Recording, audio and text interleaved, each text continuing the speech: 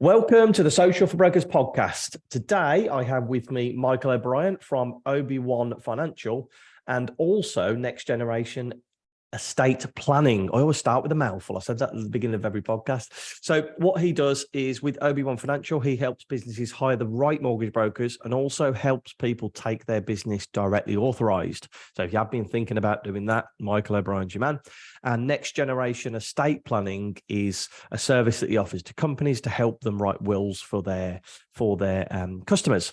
And as we all know, and I've been hearing this a lot in the mortgage industry, the wills are the way forward at the moment. And we'll talk about the benefits of helping your clients write wills. But before we get into that, Michael, welcome onto the podcast. Cheers, Chris. Appreciate it. Thanks for having me. First thing is, can I call you Mike? Of course you can. Yeah, absolutely. Purely because LinkedIn, I see Michael everywhere, and I think, is it all right to call it? You know, it's quite formal on LinkedIn, isn't it? So yeah, that's where we got in touch, through LinkedIn, and we'll get onto social and how you created your personal brand onto that. But how is business at the minute? How are you finding it with people out there? Yeah, it's good. It's been a strong start to the year, to be honest. I had a lot of things going on coming into Christmas, and unfortunately, just the nature of our business, like things tend to shut down for a couple of weeks. So I've just been sat there on pause, just waiting for it all to come back to life. But no, it's been a positive start to the year. Saying to you, I think just off camera, try and keep below 20 emails and like dedicated to my diary management, and it just keeps a nice flow for me, to be honest. It keeps 20 emails. I'm sat here at the minute. I think my unread, I'm just clicking on it now. I think it's about 1,400. Oh, I think okay. Yeah. So I'd be having sleepless nights at that. I'd be like, oh my God, what's in there that I've not dealt with? Apologies, 2,866. But what that is they're all these, I get loads of notifications from like website updates or, I should really set up a separate inbox and have them all directed there. Yeah, so an automation and it'll send it there as soon as it comes in, so it keeps your main inbox empty. Okay, setting up rules and that kind of thing. Yeah. Might have to get onto that. Anyways, enough about my horrible inbox. Let's start with getting a bit of a background to you, who you are, where you've been, and where you are now. Yeah, absolutely. So, when did I came into financial services? Probably countrywide. I was on the estate agency side of the business initially. I started that over in Manchester when I had a little girl. She was just turned 3. She was going into nursery. I'd looked after her for 3 years, and then I needed to get a proper job. I couldn't hide from it anymore. I'd renovated the house and there wasn't a lot else to do. So I started over in the Manchester area and then moved over to Cheshire when I sort of relocated with her when she was starting school. So I did 4 years originally. Then I took some time off when my son was born. I was a stay-at-home dad with him as well. And then I went back into a estate agency again when he was old enough to go to nursery. So that was my sort of introduction to like the housing market and working around sort of mortgage brokers and finance. And I think it was a good introduction. I learned that I could sell stuff that you can't actually sort of touch or feel. It was like a service business, and I just found that I had quite a natural way with people. And that sort of led into what I then went on to do afterwards, which was like the life insurance sales. I proved to be quite successful at that. And again, that's something people don't really see, touch or feel. It's, there's no benefit to it until you really need it. I say it's not tangible. You can't take photos of it, or you can't sell, look, this is the product. You need to buy it from the person, don't you? Yeah, that's it. So my kids joke that I could sell air, and I was like, well, you never know. We might try that one day. But so I went out of the estate agency, and then I went and worked with one of the former directors of Money Supermarket. He'd sold his shares and came out. And he was actually working on a digital media project. It was back, it's probably 12 years ago. We were creating films of fans and sort of sports fans like rugby, football, that sort of thing. And we'd built a fans hall of fame where we hosted the videos. So it was like almost early reels. So it was a little bit sort of ahead of its time. And we did that for sort of 8 to 12 months. But we were starting to get into Premiership football clubs and sort of high net worth like sports arenas. But the FA had it all sewn up, so it was very expensive just to talk to these guys and try and get it to work. So we actually sort of redirected our resource into a life insurance business. Okay. And that's how I ended up coming into life insurance at that point. So I worked with Stuart and Louise from Money Supermarket, and that's where I got my sort of background. And again, it was just following process, learning process, asking the right questions, like positioning it correctly with the clients, and the conversions were there. It was just something that worked really well. That's good. You've got a colourful past then, in terms of, not in a bad way. Sometimes you say No. colourful past, someone's been, you know what I mean, been in the cell for a few nights. A colourful past I'm talking is you've got that football thing. So, you know, those, before we get into this, I'm interested. The videos of the fans, would you sell those to the TV to like? So we would sell the Hall of Fame to the football club, and then as part of that, we would create the content that went into the website. And we'd sell the films to local sponsors who would brand up the film. So like there'd be a reel of like the fan talking about their memories of the club, and it would have like the logo embedded on the actual film.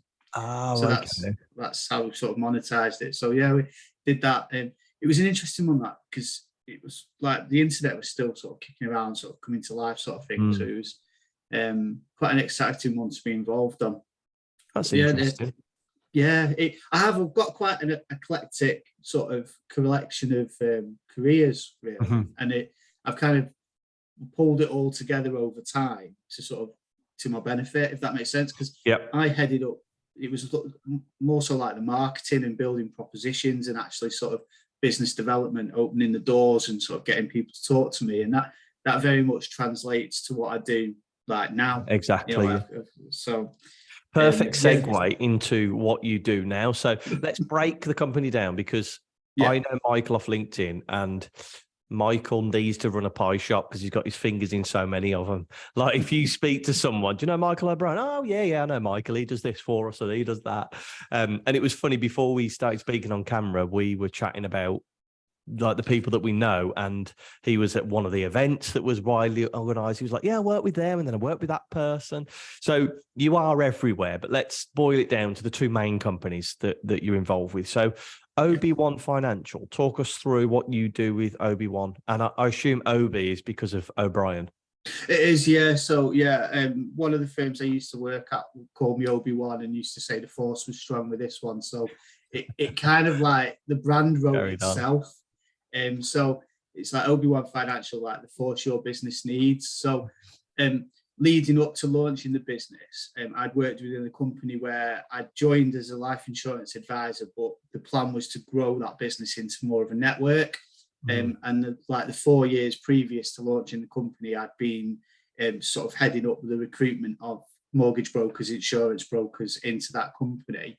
And COVID hit and the dynamics changed a little bit. And I just wanted or needed more control from me as an individual. So I took the leap and decided to launch the company.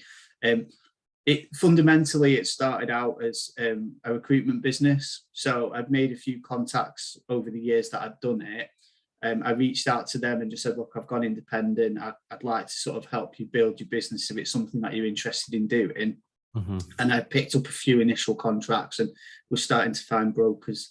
I mean, I've got probably 2,500, 3,000 in my book on my phone, and it was just a question of reaching out to people and seeing if they were looking for a change. And then it kind of evolved because I'd got connections with like mortgage clubs, insurance clubs, systems providers, and then I built like a development business, essentially, because some of the brokers I was talking to, it was getting to that point where they didn't want to be part of a network anymore. They wanted to be directly authorised. They wanted that autonomy. So I put a package together with a back office compliance support company that would do the applications and look after them. And then once the application was in play with the FCA, I would help them set up the systems and the processes and get the business built. Right. So they're the two sort of key elements to the business. And they kind of dovetail into each other in that once those businesses are set up and they want to grow, they then come and talk to me about recruitment. So I've created that circle, I think. Well, that was the idea in my head anyway. It's like help them get to where they want to be, and then help them grow. And I can do that through the recruitment channels that I've got. So it's all about you having, so I'm just sorting my mic out here. It's all about you having the right connections to help these people, and whether it be going directly authorised or hiring and making the team bigger. With directly authorised, because I've never actually spoken to a company that is taking it directly authorised, is it hard to take a mortgage company from being under a network through to being DA? I think probably the hardest thing is the cash flow transition. Right. That's what a lot of people don't take into consideration, because when you leave a network, normally things get cut off and there's a period of time that you have to go through before they release that revenue to you. Yeah. And then once you are authorised, it's the setting up of all the agencies with the new lenders and insurers and everything else. So there's that time lag between sort of getting your authorisation and actually being able to service a customer. Mm-hmm. And effectively, your pipeline is very much like run down, because you don't want to keep putting business into the network that you're leaving. Mm-hmm. If you're going to go live very shortly and you can start putting it through your own sort of direct authorizations. So it's not for everybody. It's a lot more responsibility because it is all on you. But there comes a point commercially where you maybe look at it and you see that there's a tipping point. But if you've got the right support team in place, if you've been part of a network and you're compliant and you know what you're doing, that side of things is easy because you're doing it every day. I think the challenge comes for people who go directly authorised in terms of like the extra management, so like the extra reporting, those extra responsibilities. Well, it's just interesting to speak to somebody who does it day in, day out. So that's OB1 Financial, and then you've set up next generation estate planning as well.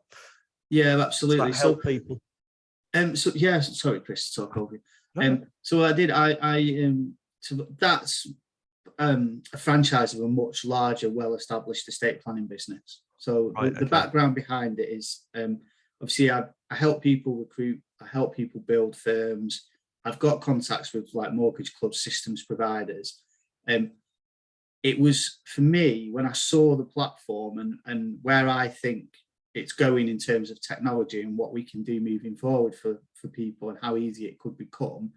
I saw an opportunity in the people that I already work with to help them integrate wills and lasting power of attorneys and trusts into everyday process.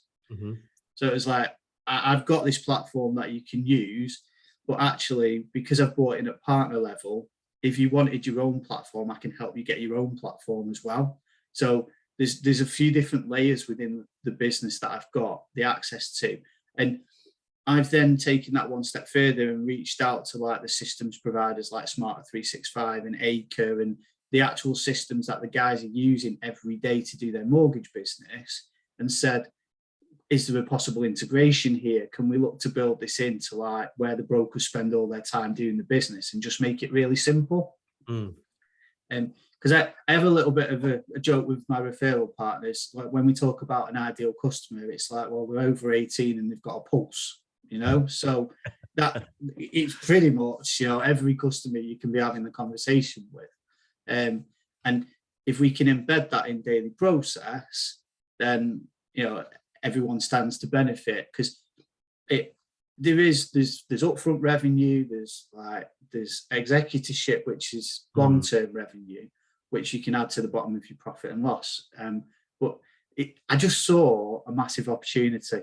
I mean, my kids, I joke about my kids being my shareholders. So I've got 3 children. I'm a single dad.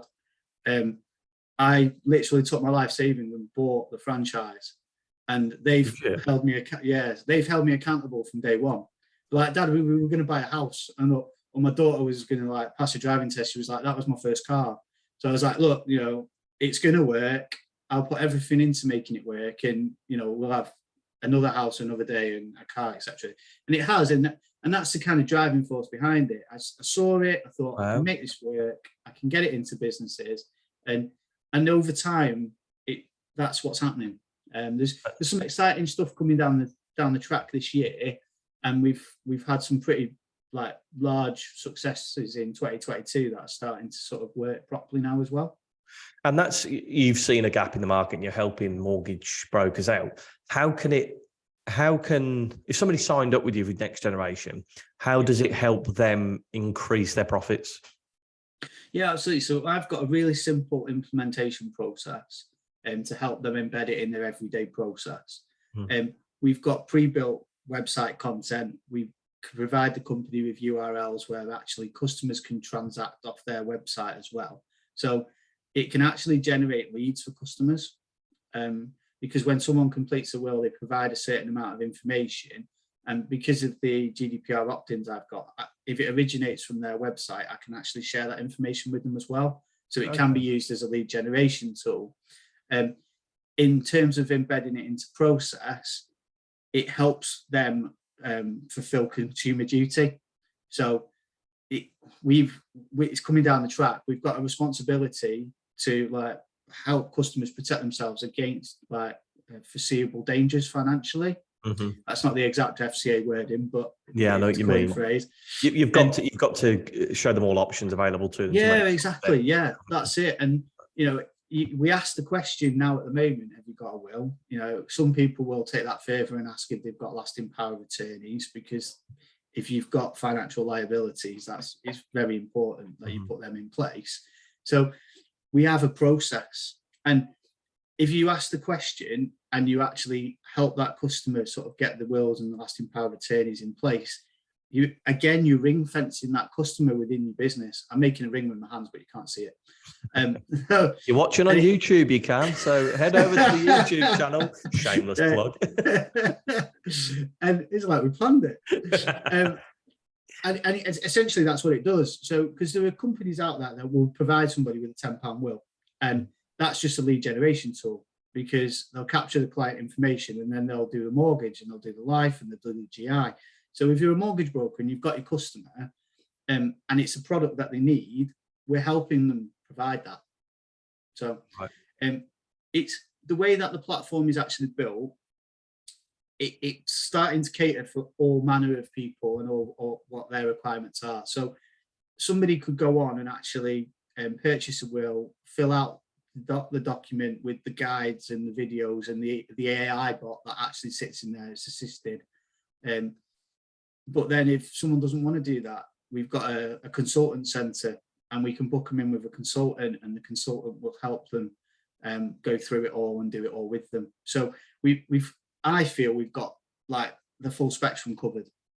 Awesome. So and that's what I liked about it when I saw it. I was like my daughter would probably go on and do it because she does everything on an app and it's really easy to do and she's comfortable with it. Someone who's maybe 60, 70 years old wants to talk to somebody. So we can manage it all. Do both sides of it. And it's good that you can offer the full package to people, isn't it? Yeah. In this market now, there's going to be, obviously it's getting tougher. The market is getting tougher. Purchases are slowing down. I'm still hearing there's a lot of remortgage business out. And this is from me speaking to, we look after 65 mortgage brokers now. So I get a whole plethora of all over the country, and remos are up, purchases are down. The good thing with remos is they can be done a lot quicker, which hopefully means that people will start to need more staff. Now, the burning question I get from people is, and they don't ask me directly, but they're always on the search for good staff. How do you find them, Mike? So I obviously got a contact book in my phone.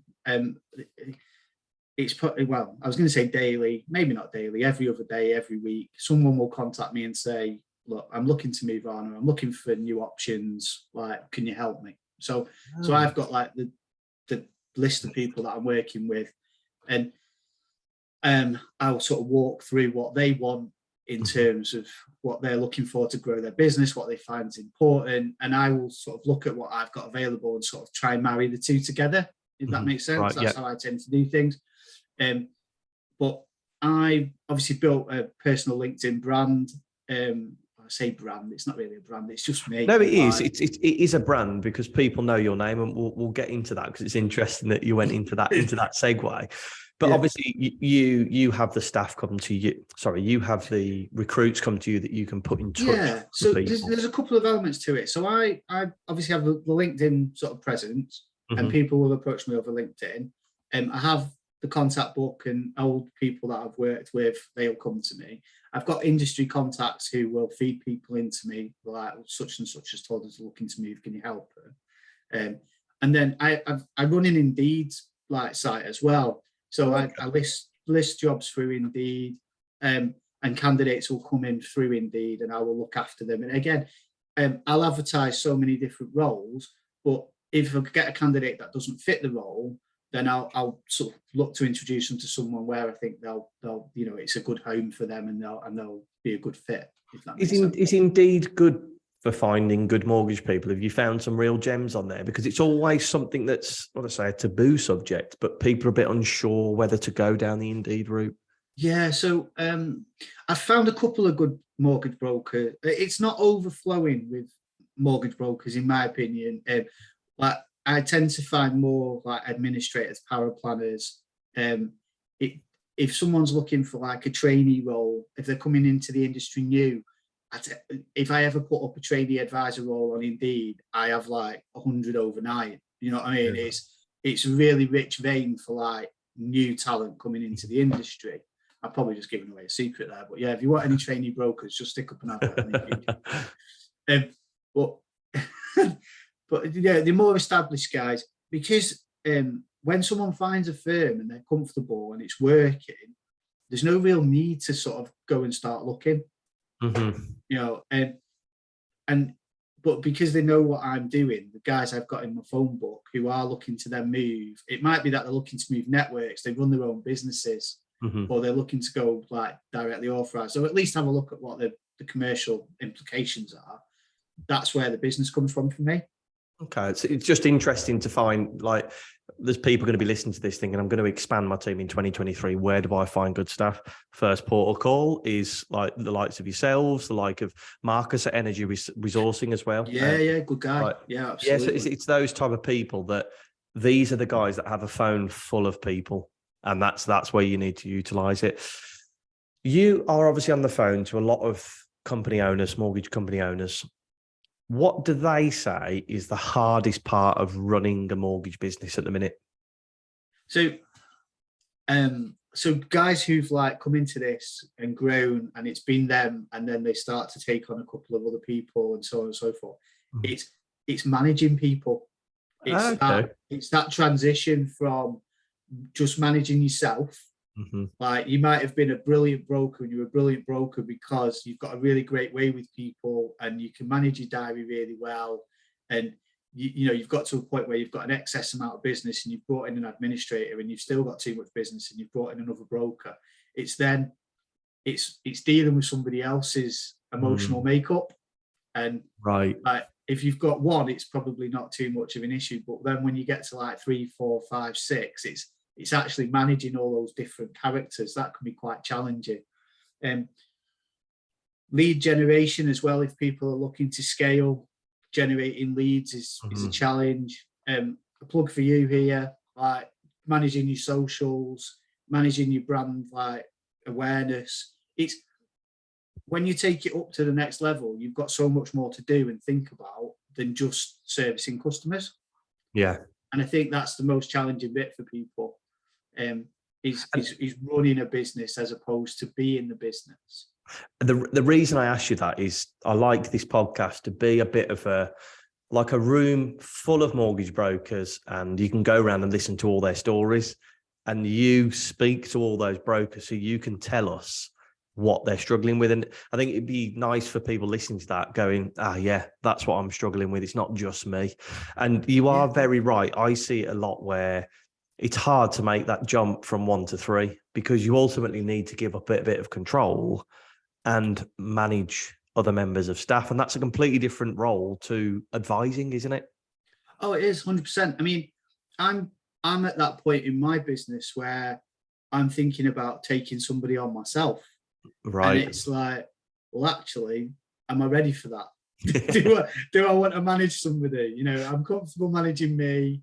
I know I get out what I put in, sort of thing. But as I've gone along, I've tried to build out the processes and the systems and document everything.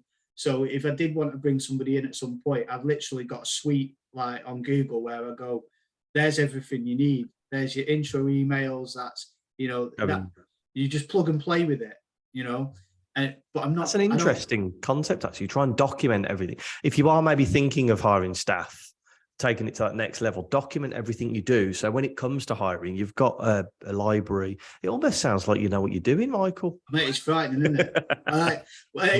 That's what I talk to people about when they start thinking about recruiting. It's video what you do. So make a recording. So if you're, it doesn't, for data protection reasons, it's probably not best to do it on a live case. Yeah. But if you've got a case study, like, take yourself through a full case and video it all, and that's accessible night or day. Do you know what I mean? It's one of the pieces. So I've got a business coach, and he helps me develop the business from a marketing point of view. And he's taught me how to use Loom, which is, I don't know if you've heard of it. So if anybody's used Loom, what it does is it records the screen for you, but it puts you in the bottom left-hand corner, like a video of you. So that person can see what you're doing on screen, but can see your face as well. And I found it really helps. He does it. Loom, yeah. I think you get 25 videos free per month, up to 5 minutes in length. Right. And what he's done is he's got a lot of people that he outsources to, and he makes them full guides with Loom videos. And I know it's only a small change having your video in the bottom left-hand corner, but it makes it a lot more personal. Yeah, I like that. I really like that. It's really cool. I've used Screenmatic. So I've obviously got the online wills business. I've created videos through that journey. Oh, okay. As guides for people and how to use it. But what's good is when you can upload it and then they can comment on it, like if they've got questions and things. Okay. But Screenmatic is another one. That's something you'd recommend to people. Yeah, that's something I've used. It's just really easy. It's free.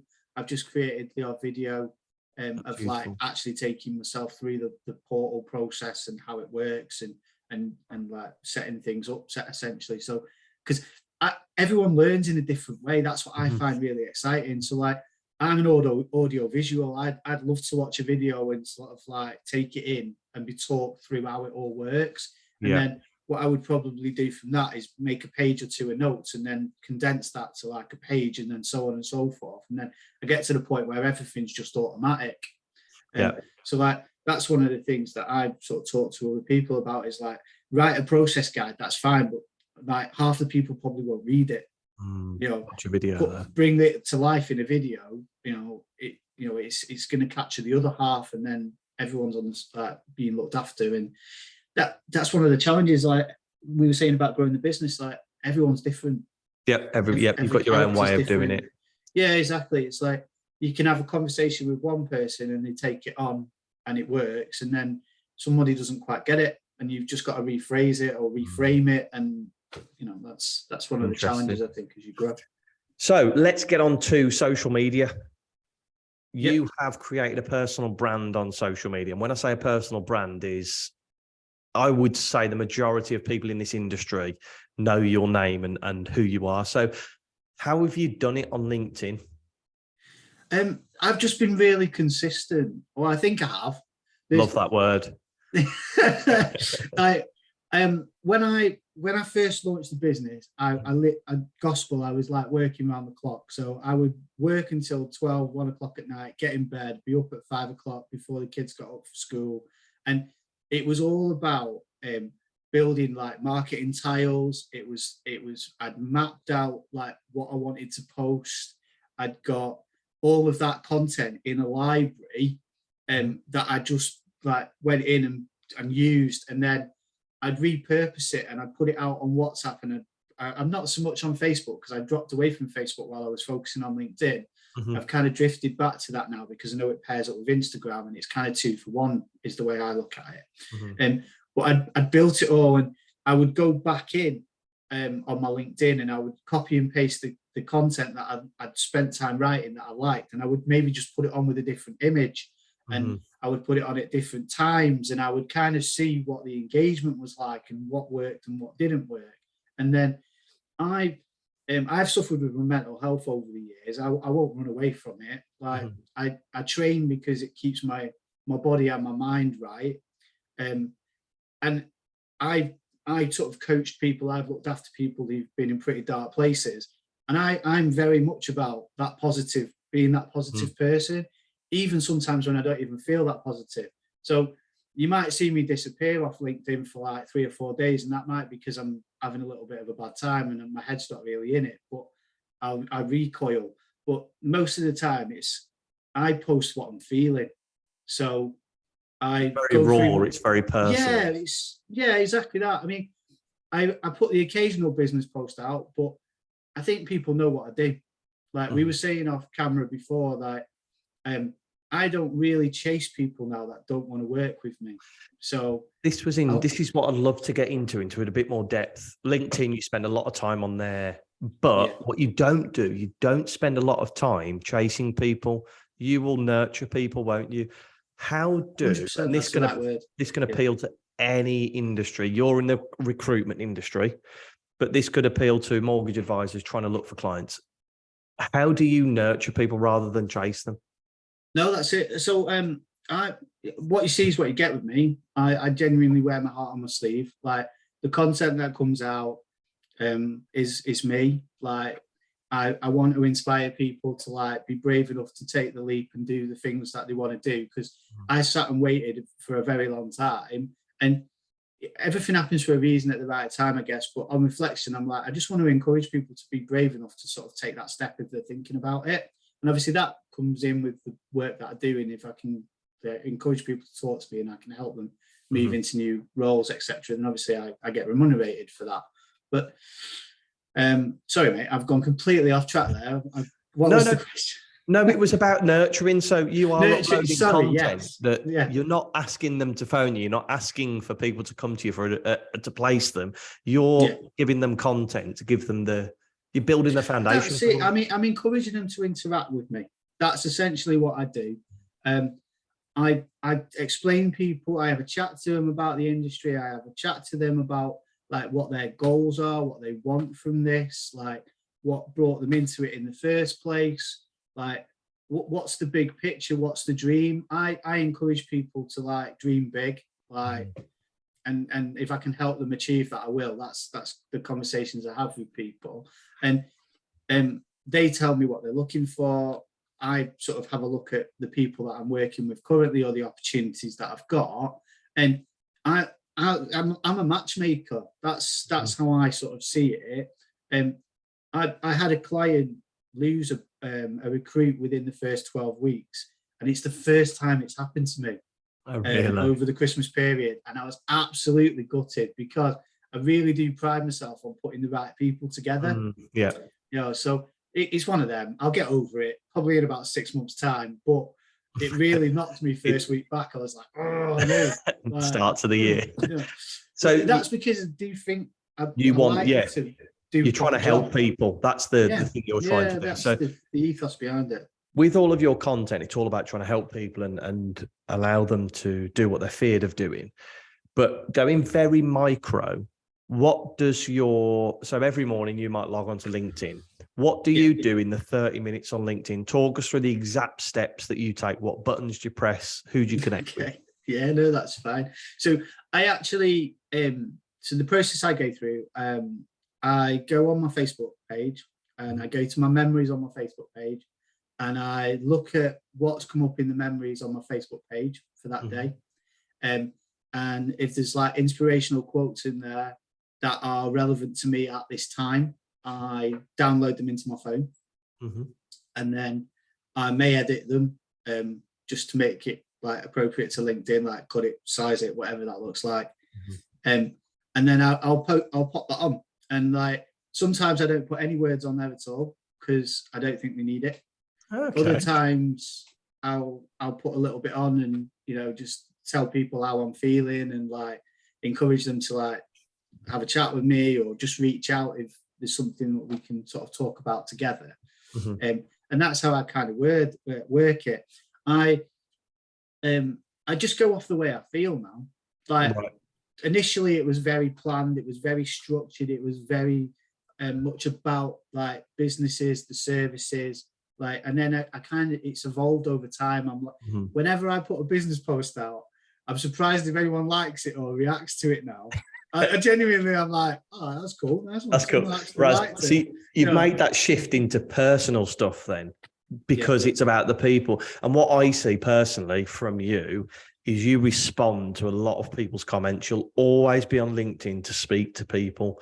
You don't just rely on your actual content, do you? You like to get into the comments and interact with people. Yeah, I do. Absolutely. If someone comments on it, I tend to comment back, at least acknowledge it. Like sometimes there are messages going on offline as well, like outside of the actual sort of content piece.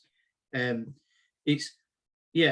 do like to engage with people, and I'm getting better at that, I think, as well, in terms of sort of showing the real me, if that makes sense. Like, I'm sure my kids think I'm crazy at times. I do question my own sanity at times as well, Chris, to be honest. But I see stuff and I'm like, actually, let's support that. Let's comment on it. Like, I see LinkedIn actually as a really quite a supportive I do, massively. I think it's not as toxic as some social media platforms has been. I mean, to be honest, the mortgage community, there's a lot of support for each other compared to other industries that I've seen massively. But LinkedIn is the one that nurtures everybody. Yeah, I talk to people about the mortgage industry being like a bit of a book. So it's like it's massive. There is loads of us, right? But actually, like, we are that close together. If you shut the book, it's literally like everyone just comes together and pulls together. I think, like, we all support each other. Yeah, that's what I love about it. Like, I always sort of quote that line, like, if you help enough people get what they want, you all get what you want. Yeah, very good point. That's one of my favorite ones. So it's all about being real on social, isn't it? That's essentially what you are doing to win on social media. Right. So before we get into the strategy question, we like to make a £10 donation to a charity of your choice. Which charity did you want us to make the donation to?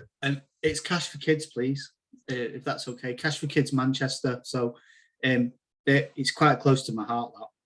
Okay, we will make the donation for you. Say thank you. So let's get into the strategy question. So we're going to pretend that you've moved to the north of Scotland. You've got a laptop, a mobile phone, and an internet connection. And remember, you don't have to use any of those if you don't want to. But what would you do to start generating mortgage business?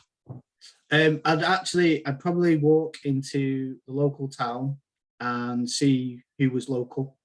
So like accountants, solicitors, estate agents, letting agents, anything where there's like a direct connection in the property industry where we could benefit from working with each other.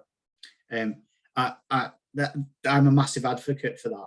Like, actual sort of face-to-face, on the ground, building those like relationships. So obviously we've got socials, and that's sort of pumping out your message and sort of capturing people, and they come and learn about you and sort of find out who you are, and then over time they would interact with you. But I think those initially, if I was in that position, it would be a face-to-face, let's have a chat, let's see how we can work together. What common ground have we got? Like, who do you know that you can introduce me to? Who do I know that I can introduce you to? Like, let's build something together, essentially. Let's support each other in doing it. Like I say, I'm a helper. That's how I'm kind of built. So you're more about that face-to-face. Sorry, next. No, it's fine. So that would be like my initial go-to. And then I'd probably go online and go to yell.com and look at the slightly wider area and start contacting businesses over a direct email approach. I'd probably put a little email together, a little bit of like a marketing brochure content, like, this is who I am, this is what we do. Like, is there anything in there that we can help each other with? And I'd do that. And then I'd go into Google, where hopefully my phone's backed up to my email and it's got all my existing contacts in, and then I start working through that. But it's interesting. That's what I talk about with people, like, when they're looking to get started, because I work with CMAP trainers who get brand new CMAP qualified people and then fire them over to me and say, look, can you help them sort of get into the industry, get them started? I've got some firms who will take new business, like new trainees straight away. One of my friends' firm takes them. We've got a built training program and looks after them all the way through. And I talk to those guys about, yes, you know, you've got your social medias, you've got all this sort of stuff, you building the full presence, but who have you got in your phone that you could talk to? Who do you know that owns a business that's got a client bank that or an employee base? Like, how get that piece of paper out with the spider on, and like, who have you got and those connections, and build it that way as well. You know, and someone said to me the other day, and I can't believe I've not coined this phrase previously, every client is a referrer. Yeah, so, yeah, they know 5 people that know 5 people. Yeah, they know people, you know, like if you've got 100 clients and 10% of them send you a deal a month, you know, that, you know, you've got it's working. You've got 10. I've just thought, I mean, that's a great, I like the way that people come to you, and that's the exact answer that you give them.